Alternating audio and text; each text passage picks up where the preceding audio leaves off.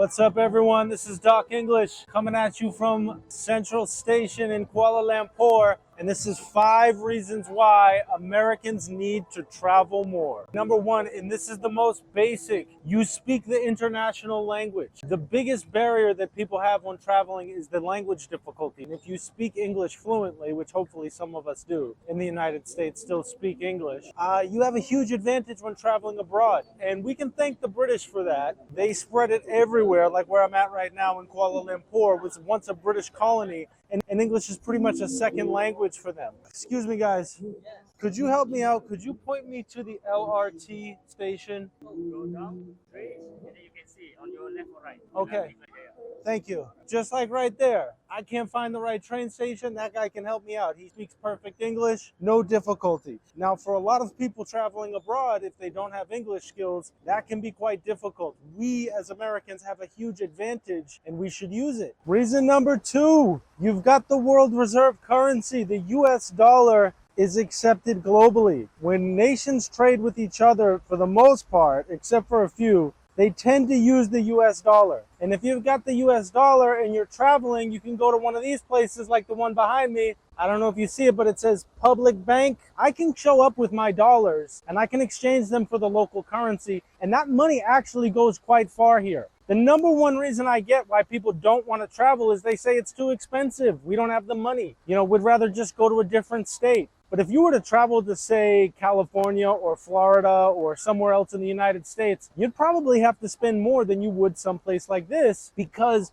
the US dollar is the international reserve currency. It can get you places. Many people don't have that luxury. They can't use their local currency and go places with it and get far and have a nice day on the town. I think I exchanged $50 USD and I'm having myself a wonderful day in the capital city exploring things. Reason number 3, you have one of the strongest passports in the world. I just showed up here, arrived at the airport. Nobody knew I was coming. I filled out a little e-form to get in here and bang. They gave me 90 days. Do you know that most nations around the world do not have that privilege? You've got surrounding nations, border nations that can't come in here without a visa. They have to apply beforehand and they could get rejected. And with the US passport, basically, it's like a ticket to see the world. Do you know that in European countries, something like 70 to 80% of them own a passport and they travel around and they see the world and they get all this exposure to different places. And here we are in the United States and something like 40 to 45% of us even have a passport. And to have a passport as strong as the US passport and not use it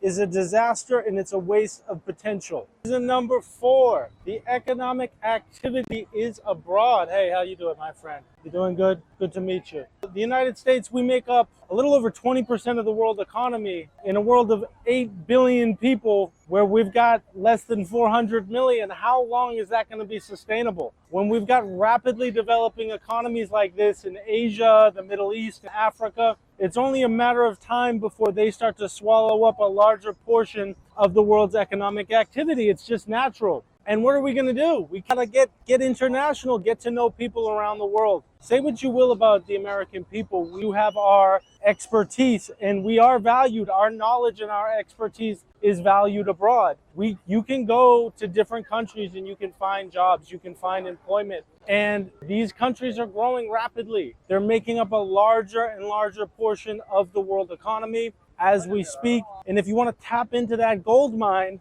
you're going to have to get out. You're going to have to move around. You're going to have to go make friends with stuffed animals. How are you? Be my friend? All right. Yeah. All right. See? This is diplomacy. Hug. Okay. Reason number 5, you have been brainwashed. We've all been programmed to think that if we go to different places, bad things are going to happen. There are wars there. There's political oppression. These countries are no good. They're backward. They don't have development. Maybe that was the case at some point in time. Just look at the backdrop behind me and look at how peaceful this is. There aren't really many public parks that I could say are this peaceful in the US. We've totally been brainwashed about the rest of the world. The development is beyond belief, especially in Asian countries. They're really developing very rapidly.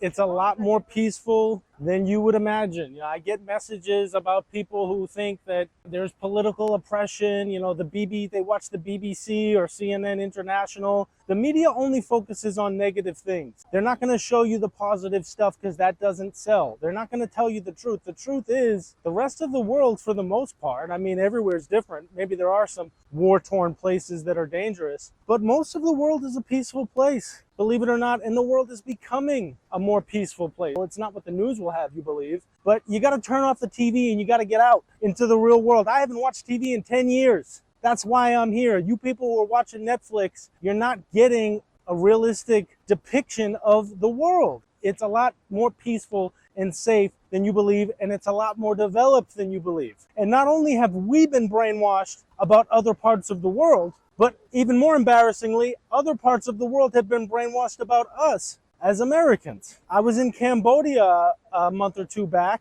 and I was talking to a restaurant owner who spoke really good English. He seemed like a pretty educated guy, and he asked me in all seriousness, he looked me straight in the eye, and he said, "You're American, right?" And I said, "Yes." He said, "Why do Americans like to blow things up? Do you all walk around with bazookas?" And he said it with total genuineness in his eyes. He really meant it. Why do Americans blow things up all day? He didn't know.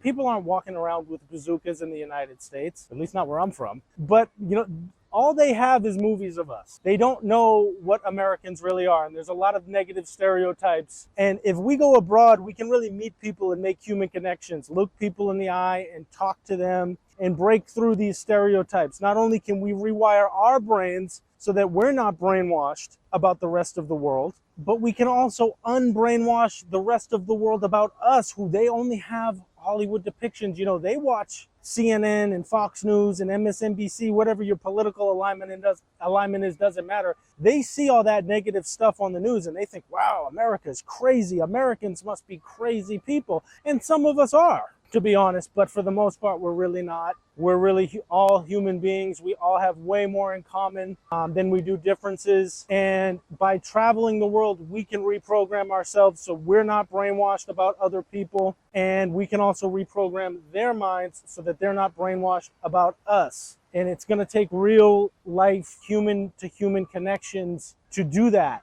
Not just sitting at home watching television. Have the passport. You have the money. You have the language. Get up and do it. There are no excuses. Check in with me next time. Thanks for watching.